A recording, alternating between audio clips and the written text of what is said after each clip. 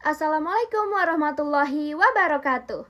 Halo teman-teman semuanya, apa kabar? Semoga kalian sehat selalu ya. Pada kesempatan kali ini, saya dan rekan-rekan saya akan memberikan sebuah penjelasan mengenai materi pertumbuhan dan perkembangan. Jangan lupa disimak dengan baik ya, supaya kalian paham. Sebelum kami mulai, yuk kenalan dulu dengan kami. Halo semua, perkenalkan nama saya Devi Putri Rarasati dengan NPM 21103010003. Pada kesempatan kali ini saya akan mempresentasikan atau membawakan materi mengenai faktor ketidaknormalan pada pertumbuhan atau perkembangan. Halo, perkenalkan nama saya Nisma Nur Hayati dengan NPM 21103010004. Di sini saya sebagai moderator yang juga akan memaparkan sebuah materi dari pertumbuhan dan perkembangan ini teman-teman. Jadi kalian harus terus simak ya. Halo, perkenalkan nama saya Santika Rahayuningsih dengan NPM 21103010006. Saya akan memaparkan materi tentang faktor fisiologis, pengertian dari perkembangan, dan dua macam pengertian yang harus dihubungkan dengan perkembangan.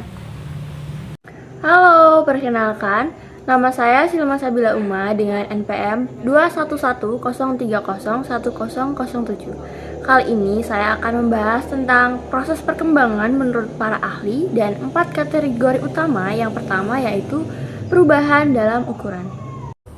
Halo, perkenalkan nama saya Suci Radita Christine Hutami dengan NPM 21103010008. Saya akan memaparkan materi mengenai kategori utama perubahan dengan submateri, perubahan dalam perbandingan, perubahan untuk mengganti hal-hal yang lama, dan yang terakhir ada perubahan untuk memperoleh hal-hal yang baru. Nah teman-teman, apa sih itu pertumbuhan? Perlu kalian ketahui bahwa pertumbuhan merupakan perubahan fisik secara kuantitatif yang menyangkut peningkatan ukuran dan struktur biologis. Proses bertambahnya jumlah dan ukuran sel dalam tubuh dikenal dengan istilah pertumbuhan. Saat kita tumbuh, sel-sel dalam tubuh kita menjadi berlipat ganda teman-teman. Jaringan dan organ tubuh juga tumbuh atau berkembang. Nah, kita lanjut ya teman-teman. Hasil pertumbuhan antara lain bertambahnya ukuran kuantitatif pada anak seperti berat badan, panjang, dan kekuatannya. Pertumbuhan juga tidak dapat kembali dalam keadaan yang semula. Nah, penasaran kan apa pengertian dari perkembangan yang juga nantinya menyangkut faktor kategori perubahannya yang umumnya terjadi dalam sebuah pertumbuhan dan perkembangan? Berikut akan dijelaskan oleh rekan-rekan saya. Pertumbuhan dan perkembangan mempunyai beberapa faktor ketidaknormalan di antaranya yang akan saya bahas kali ini. Untuk faktor yang pertama, yaitu faktor sebelum lahir. Nah, faktor sebelum lahir ini kami menemukan atau akan membahas tentang 4 faktor. Yang pertama yaitu kekurangan nutrisi pada ibu janin. Seorang ibu yang hamil harus memperhatikan status gizinya, karena status gizi ibu sebelum dan selama hamil dapat mempengaruhi pertumbuhan janin yang sedang dikandungnya. Nah, untuk faktor yang kedua yaitu faktor janin terkena virus, seperti terkena virus hepatitis, rubella, atau cacar. Hal ini bisa dicegah dengan cara rajin mencuci tangan, terus mencuci buah dan sayur yang akan dimakan tentunya dengan air bersih. Yang ketiga yaitu paling penting nih, yaitu vaksin sesuai dengan kebutuhan ibu hamil. Untuk faktor yang ketiga, yaitu keracunan sewaktu bayi di dalam kandungan. Keracunan kehamilan merupakan istilah yang dulunya ini digunakan untuk menyebut preeklamsia, di mana kondisi ini bisa muncul setelah kehamilan memasuki usia di atas 20 minggu di akhir trimester kedua atau ketiga, di mana kondisi berpotensi membahayakan kehamilan. Dan ini tidak dapat dicegah dan umumnya akan hilang bila bayi itu lahir. Yang keempat, terkena infeksi bakteri. Nah, penyakit infeksi pada bayi baru lahir biasanya tuh dapat diobati dengan antibiotik atau harus mendapatkan perawatan khusus. Nah, perlu kita ketahui bahwa bayi baru lahir memiliki sistem imunitas yang tubuhnya itu masih lemah. Maka jadinya kita riskan dan perlu hati-hati. Faktor pertumbuhan dan perkembangan yang kedua yaitu faktor pada saat kelahiran, yaitu pendarahan pada bayi saat melahirkan.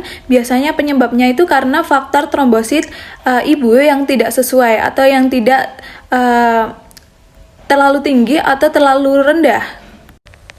Faktor pertumbuhan dan perkembangan yang ketiga yaitu faktor yang dialami bayi sesudah lahir. Yang pertama yaitu pengalaman traumatik pada kepala, trauma kepala ringan atau bisa disebut dengan cedera kepala bisa terjadi ketika kepala bayi terkena benturan keras seperti terjedut atau terjatuh.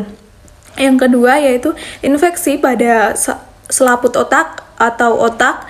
Nah, bisa disebut dengan meningitis adalah infeksi yang menyebabkan selaput di sekitar otak dan sumsum tulang belakang ini mengalami peradangan. Nah, meningitis disebut juga dengan radang selaput otak. Nah, beberapa gejala meningitis adalah sakit kepala, demam, dan leher kaku.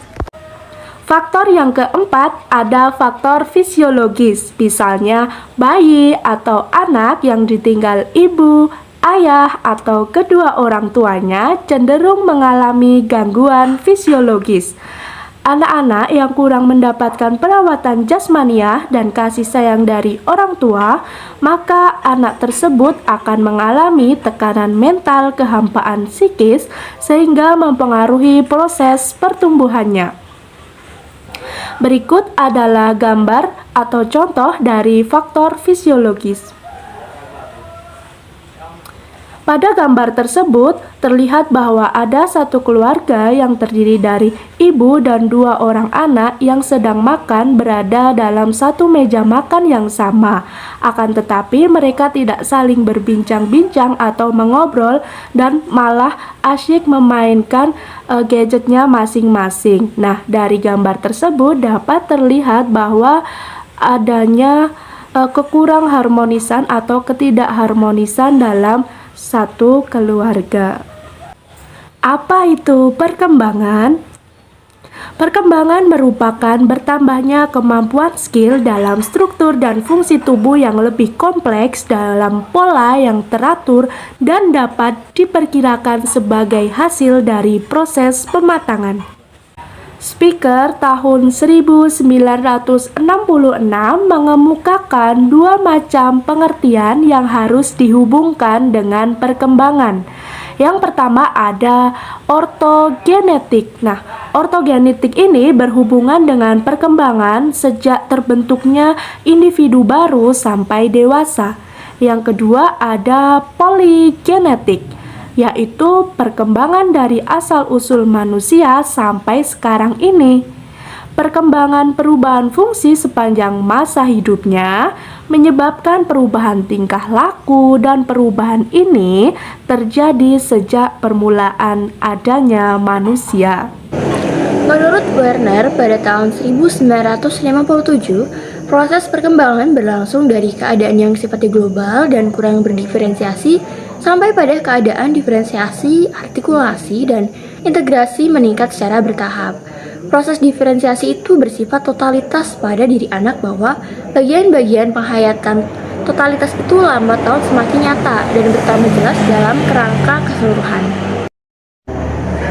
Menurut tokoh ahli Bijau Dandir, pada tahun 1961, perkembangan psikologis adalah perubahan progresif yang menunjukkan cara organisme itu bertingkah laku dan berinteraksi dengan lingkungannya.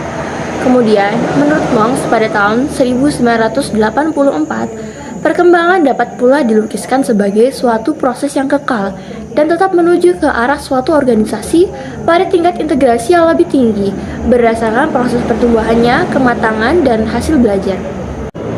Oke, kita masuk ke materi kategori utama perubahan. Yang pertama ada perubahan dalam ukuran. Perubahan ini dapat berbentuk pertambahan ukuran panjangnya atau tingginya maupun berat badannya. Perubahan ini bisa kita lihat langsung oleh mata kita sendiri. Misalnya seorang anak itu bertumbuh tingginya atau badannya itu bertambah besar. Pembahasan materi selanjutnya mengenai 4 kategori utama. Yang kedua itu ada perubahan dalam perbandingan. perubahan dalam perbandingan itu terdapat dua aspek, yaitu aspek fisik dan aspek mental. Dalam aspek fisik sendiri terjadi perubahan proporsional antara kepala, anggota badan, dan anggota gerak. Misalnya, perbandingan antara besar kepala dan anggota badan pada sampai waktu atau umur tertentu, perbandingan tersebut akan menetap atau sudah sampai batasnya, yang biasanya perubahan atau pertumbuhan tersebut itu tercapai pada usia belasan tahun. Adapun aspek mental, perubahan aspek mental ini yaitu perbandingan antara yang tidak real, imajinasi atau khayalan dengan hal-hal yang rasional, karena semakin lama semakin besar semakin jadi. Anak-anak itu pada saat masih kecil suka menghayal atau berimajinasi, sedangkan lama-kelamaan semakin bertambahnya usia, mereka akan berubah untuk mempelajari realita yang ada di kehidupan mereka, dan sedikit untuk berhayal. Contohnya, itu pada perkembangan sosial sang anak, yaitu ia awalnya bermain sendiri, selanjutnya ia lama-kelamaan akan bisa bermain dengan saudaranya, selanjutnya ia bisa bermain dengan tetangganya, maupun bermain dengan lingkungan yang lebih luas. Yang ketiga, di sini ada perubahan untuk mengganti hal-hal yang lama. Pada perubahan ini juga terdapat dua faktor, yaitu ada aspek fisik dan aspek emosi. Pada aspek fisik, perubahan untuk mengganti hal-hal yang lama, misalnya pada seorang bayi itu mengganti aspek fisiknya, yaitu terdapat pada rambut-rambut yang lama-kelamaan itu akan hilang dengan sendirinya. Contoh lainnya juga pada salah satu bagian gigi seorang bayi itu pada usia kanak-kanak, giginya akan tanggal atau akan lepas satu demi satu dan diganti dengan gigi yang tetap atau gigi yang baru. Adapun aspek emosi yaitu terjadi karena perubahan kemampuan pengendalian emosi yang secara lebih tepat. Misalnya, kebiasaan mengompol seorang anak itu akan hilang dan anak-anak akan mampu mengatur saluran atau kantung seninya. Jadi dia lebih bisa memahami untuk bisa menahan air seninya yang sudah seharusnya ia keluarkan di tempat yang tepat. Jadi seorang anak sudah dapat mengatur emosinya. Yang terakhir atau yang keempat itu ada perubahan untuk memperoleh hal-hal yang baru. Perubahan untuk memperoleh hal-hal yang baru ini dapat terlihat dari segi fisik, segi mental, dan segi psikis. Dalam perubahan segi fisik ini, untuk memperoleh hal-hal yang baru atau perubahan fisik, untuk pertama kalinya muncul dari fisik seorang peserta didik atau seorang anak, yaitu salah satu contohnya pertumbuhan atau munculnya gigi yang benar-benar baru selama hidupnya. Kemudian contoh lainnya ada juga terjadi pertumbuhan bulu-bulu ketiak, karena bulu-bulu sekitar ketiak itu muncul biasanya mulai beranjak dewasa atau remaja, itu baru benar-benar muncul. Selanjutnya itu ada perubahan hal-hal yang baru dari segi mental.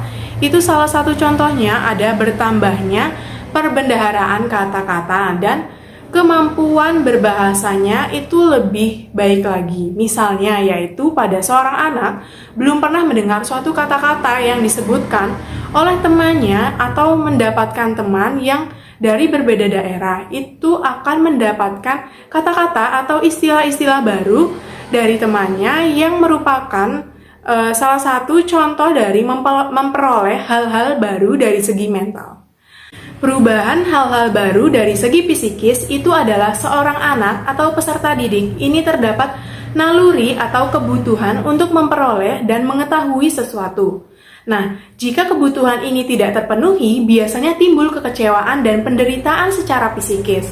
Serta kehidupan psikis seorang anak atau seorang peserta didik ini merupakan kegiatan yang selalu meningkat, seperti terlihat pada tingkah laku atau ulah seorang anak yang mencampakkan suatu benda atau yang lama, hal-hal yang lama, dan menggantinya yang baru dikarenakan timbul perasaan bosan terhadap hal-hal yang lama tersebut. Maka dari itu, ia mencari hal-hal yang baru agar tidak terasa bosan. Misalnya, seorang anak itu menggunakan pakaian yang itu-itu saja dan lama-kelamaan ia akan bosan, maka dari itu ia menggunakan pakaian-pakaian dengan model atau tren-tren terbaru. Bagaimana teman-teman? Masih semangat kan menyimak materi ini? Tidak lupa pula di sini kami juga berdiskusi dengan seorang narasumber supaya kalian lebih paham lagi pada persoalan atau proses yang terjadi dalam ranah materi pertumbuhan dan perkembangan ini teman-teman. Berikut narasumber kami yakni Bapak Ari Ramdhani SPD yang merupakan seorang guru kelas 4 dari SD Negeri Kuadran Kajoran Magelang. Kami telah mendapatkan jawaban dari hasil diskusi kami dari pertanyaan yang telah kami ajukan teman-teman. Penasaran kan apa saja tanggapan dan masukan dari beliau?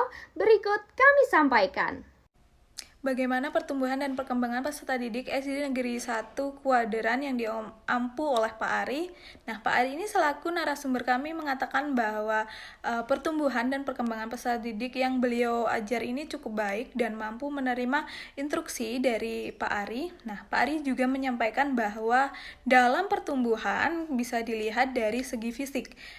Dari fisik kelas 1 sampai kelas 6 tuh jelas berbeda, entah itu dari tinggi peserta didik atau proporsi badan peserta didik.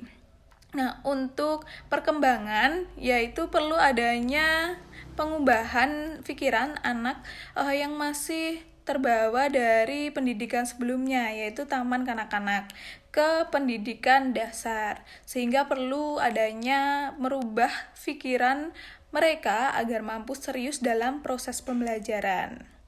Lanjut dengan pertanyaan beserta jawaban beliau yang kedua nih teman-teman. Pertanyaannya, permasalahan apa saja yang sering terjadi pada anak-anak dalam proses pembelajaran? Beliau menjawab bahwa setiap anak tentunya memiliki perilaku dan sifatnya masing-masing. Ada anak yang lambat dalam menangkap pembelajaran dan ada pula anak yang tanggap serta cepat paham jika diberikan materi dalam sebuah pengajaran. Selain itu, sering terjadi pertengkaran antara peserta didik sampai menangis karena sifatnya yang masih egois. Permasalahan tersebut jika dianggap sepele, nantinya akan menjadi sesuatu yang dapat mengganggu jalannya proses pembelajaran. Maka dari itu, guru seharusnya memberikan perhatian lebih dan berusaha maksimal untuk memberikan masukan, saran, dan bimbingan secara efektif kepada anak yang mengalami kendala atau permasalahan dalam belajar dengan memahami latar belakang anak tersebut. Jika kita amati lebih jauh, persoalan tersebut ternyata memiliki suatu kaitan dengan teori yang dibawakan oleh Piaget. Jean Piaget ini merupakan seorang psikolog yang berasal dari Swiss dan sudah berkontribusi besar terhadap pemahaman mengenai perkembangan kognitif anak. Ia lahir pada tahun 1896 dan pada awalnya ia dilatih sebagai seorang ahli biologi dan filsuf. Piaget sangat memperhatikan bahwa anak-anak di usia tertentu cenderung memberikan jenis jawaban salah yang sama. Dari pengamatan dan juga wawancara lanjutan dengan anak-anak mengenai kesalahan tersebut, ia mengembangkan sebuah teori yang diberi nama teori Piaget, yakni tentang bagaimana proses kognitif anak berkembang.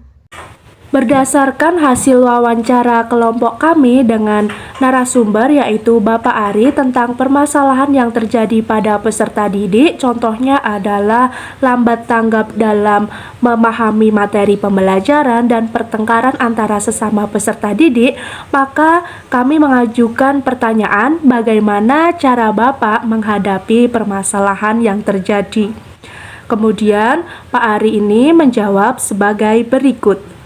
Cara yang saya lakukan untuk menghadapi permasalahan lambat tanggap pada peserta didik yaitu dengan melakukan pendekatan lebih kepada anak tersebut dengan menerangkan ulang materi secara langsung dan jelas disertai dengan pemberian tugas secara khusus untuk mengasah kemampuan kognitif pada siswa yang bersangkutan. Selain itu, cara tersebut dapat dilakukan dengan memahami karakteristik siswa, terapkan metode pembelajaran yang tepat, unik dan menarik, dan memberikan motivasi atau penghargaan agar siswa semangat dalam belajar. Kemudian, cara mengatasi permasalahan sesama peserta didik yang sering bertengkar sampai pada akhirnya menangis, yaitu dengan menenangkan anak yang bersangkutan, memahami inti masalah yang menyebabkan terjadinya pertengkaran, dan setelah itu saya akan memberikan pengertian, arahan, nasihat, dan selanjutnya pada tahap terakhir yaitu mendamaikan agar kondisi menjadi baik atau seperti semula. Kelompok kami bertanya kepada Pak Ari tentang masalah yang ada di peserta didik itu, apakah permasalahan tersebut mengganggu proses pembelajaran. Kemudian dari pertanyaan tersebut, Pak Ari menjawab bahwa pada permasalahan anak yang lambat dalam menangkap pembelajaran sedikit mengganggu karena tidak bisa lanjut ke materi selanjutnya. Kemudian, pada anak-anak yang sering bertengkar membuat kondisi pembelajaran menjadi tidak kondusif karena melerai dan menenangkan butuh waktu yang lumayan lama sehingga pembelajaran terganggu. Apakah perbedaan pertumbuhan dan perkembangan siswa SD Negeri Kuadran 1 yang diajar oleh Pak Ari berpengaruh terhadap proses pembelajaran di kelasnya? Pak Ari sebagai narasumber kita itu menjawab bahwa hal tersebut itu berpengaruh karena setiap anak pasti berbeda pertumbuhan dan perkembangannya. Guru itu bisa menyesuaikan agar pembelajaran itu bisa berjalan dengan baik. Misalnya, pada perbedaan perkembangan kognitif siswanya, itu kita seorang guru harus dapat menyesuaikan kondisi siswa agar dapat berkembang ranah kognitifnya menjadi lebih baik dengan memberikan pengajaran lebih sabar, lebih intens terhadap perkembangan siswanya.